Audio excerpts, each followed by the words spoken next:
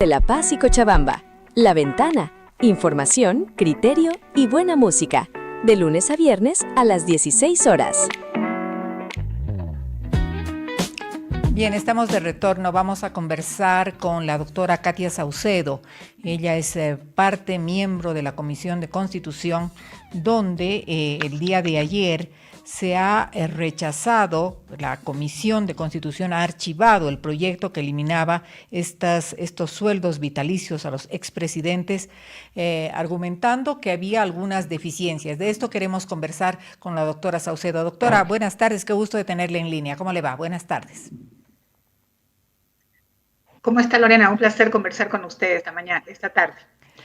Doctora, ¿qué pasó? ¿Por qué se eliminó? Esta era una petición que había entrado, si mal no recuerdo, en noviembre del año pasado a la Cámara para que siga todo el trámite necesario para eliminar estos sueldos vitalicios a los expresidentes y a los vicepresidentes. Sí, Lorena, así es. En realidad el proyecto fue presentado por una diputada que es parte de la comisión, la diputada Marlene Miranda, jefe de bancada del PDC.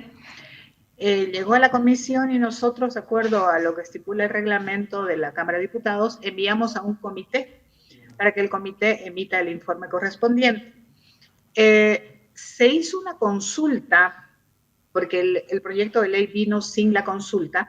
Se hizo una consulta al Ministerio de Economía y Finanzas para que nos indique cuál era la afectación económica con estos pagos y si realmente el monto se podía destinar a cubrir necesidades, pero lamentablemente la petición de informe no fue respondida hasta el momento, la consulta más bien no fue respondida, y es por eso que se trató el proyecto ante las continuas intervenciones públicas del vicepresidente que reclamaba el tratamiento por la Comisión de Constitución.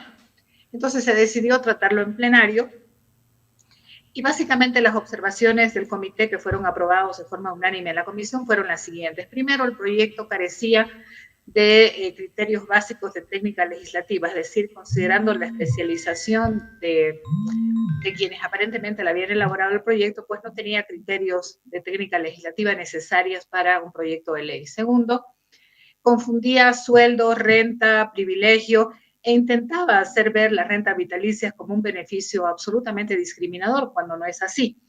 Y revisado el derecho comparado, vimos que probablemente Bolivia sea uno de los países que entrega este sistema de reconocimiento posterior a las funciones de presidente y ex vicepresidentes, que tienen menor costo económico. En otros países no solamente se les da una renta, además muy alta, hay países donde se les paga $10,000, $5,000 por mes, sino que además se les da otros beneficios como vivienda,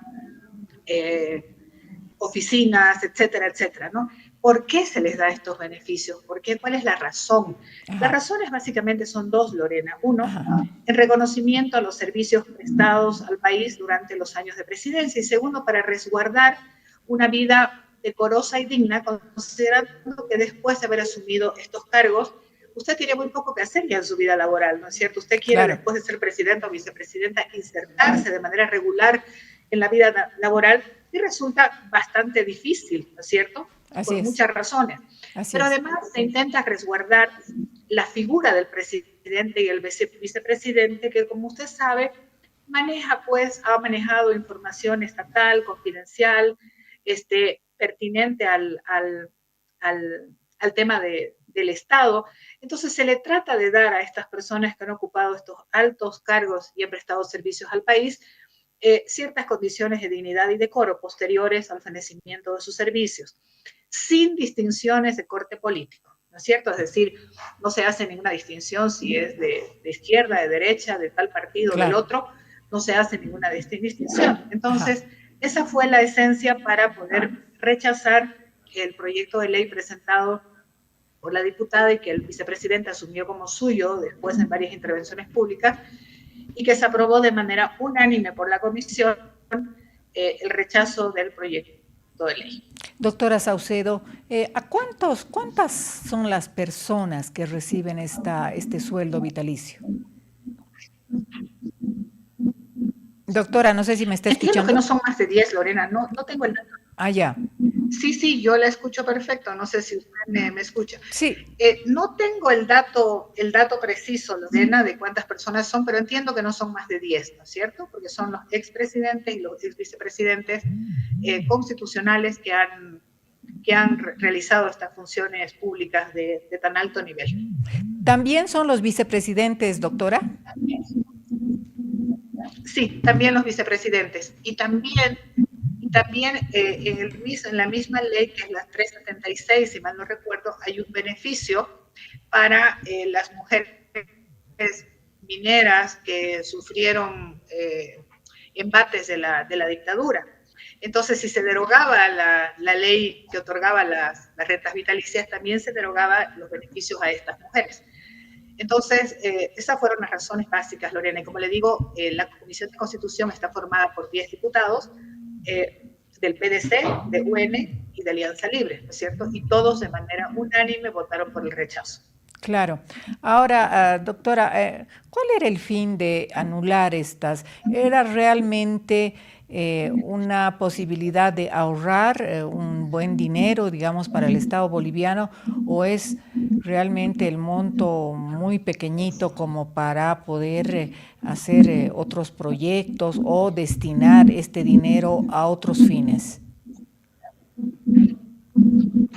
Bueno, la exposición de motivos, que era muy extensa, decía que se iba a asignar a grupos vulnerables, pero tampoco definía a qué grupos vulnerables, cuáles eran las necesidades, cómo se iba a hacer el cambio, etcétera. No tenía criterios técnicos, científicos, económicos, ¿no? para poder hacerlo. Además, debía venir ya con una información económica que nos permita leer un poco lo que seguramente el vicepresidente quería, pero esta información no fue obviamente proporcionada en el proyecto de ley. Normalmente la exposición de motivos sirve para eso, para que el proponente haga toda esa justificación que establezca las bondades de lo que nos está proponiendo. Entonces, no hubo tal situación, por lo que, ya le digo, fue también una de las razones por las que se rechazó el proyecto.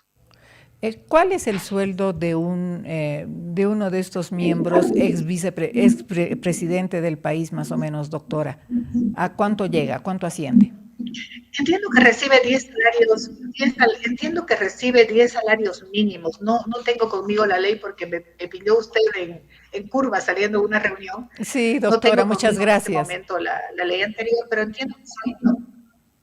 entiendo que son 10 salarios mínimos. Puedo confirmarle en un ratito más la información. Dígame, doctora, ¿hay alguno de los expresidentes que haya renunciado a su renta vitalicia?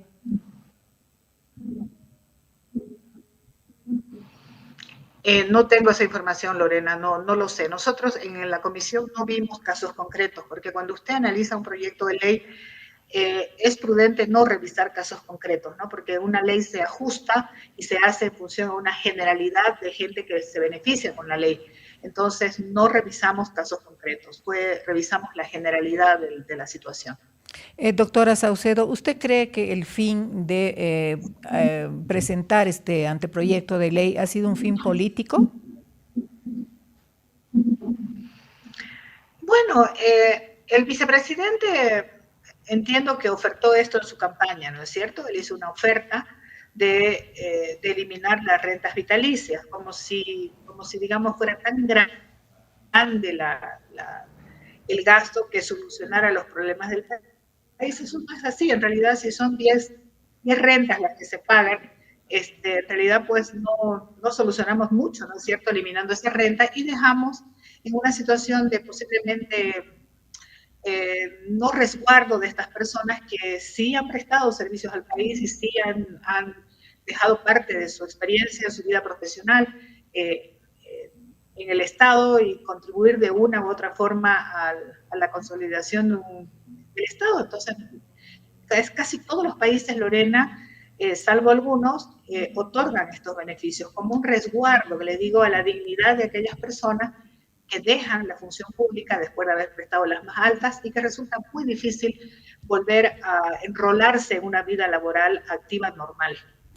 Doctora Saucedo, permítame hacerle una pregunta y contésteme con toda sinceridad. En el caso, por ejemplo, de la expresidenta Yanine Áñez, ¿ella va a recibir, ella puede hacer el trámite para recibir esta renta o todavía no está claro esto? No está claro, o sea, no está claro en virtud de las declaraciones que yo he escuchado, porque tampoco analizamos el caso de ella, como le digo, no era el objeto de la ley hacer esto. Entiendo que ella la ha recibido, entiendo que se le ha suspendido la renta, seguramente por el proceso penal en el que ella estaba inmersa. Y segundo, entiendo que ella ha presentado una nueva solicitud, ¿no es cierto? La ley establece que la solicitud se presenta ante un ministerio, el órgano ejecutivo, y con eso se dicta una resolución para poder pagarle la renta. Desde mi criterio, y le digo que es absolutamente personal, porque este tema no ha sido tratado en comisión, sino que es un criterio nada más que personal, la señora Yanine Áñez debería recibir la renta vitalicia, porque solamente no podría recibirla en caso de que se establezca judicialmente que ella ha sido parte de un gobierno de facto o que ha tomado la presidencia por las armas, violentando la institucionalidad, ¿no es cierto? Entonces, no creo que sea el caso. Mi perspectiva, mi posición personal es que ella tiene derecho a recibir la renta, pero es una posición personal, Lorena, que no compromete a la comisión. Doctora, aprovechando que usted está con nosotros en el programa esta tarde, preguntarle lo siguiente. Desde la Comisión de Constitución se va a aprovechar nuevamente para retomar esta senda de la reforma judicial que necesita el país. ¿Qué están hablando respecto a este tema que es tan importante para Bolivia?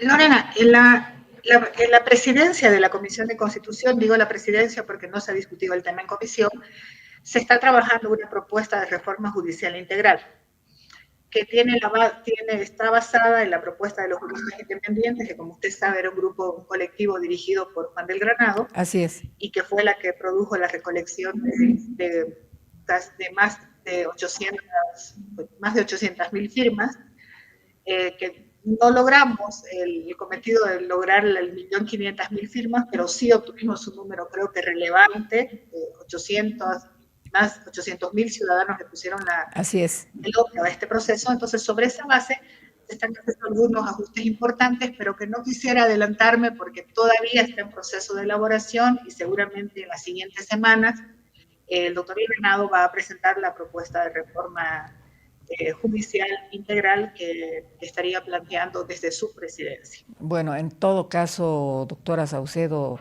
confesarle públicamente que la mayoría de las personas que hacemos seguimiento a estos temas que son esenciales, estructurales en la vida democrática del país, estamos esperando este anuncio que ustedes tendrían que dar desde la Comisión de Constitución, desde la Cámara de Diputados, querida doctora. Le mando un abrazo y le agradezco muchísimo por habernos atendido. A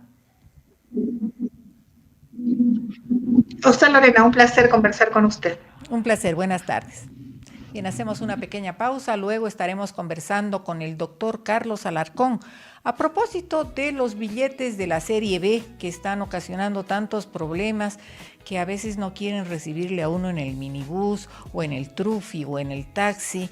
Hay gente recelosa con este tema. A ver, el doctor Alarcón ha presentado una propuesta para organizar esto y para que si bien el Estado acepte o no acepte, o los transportistas o la gente que utiliza todavía esto, porque hay muchos pagos en QR ahora, ¿no? Pero no es la mayoría de la gente utiliza billetes, así que vamos a hablar de esta posibilidad que plantea el doctor Alarcón en el siguiente bloque.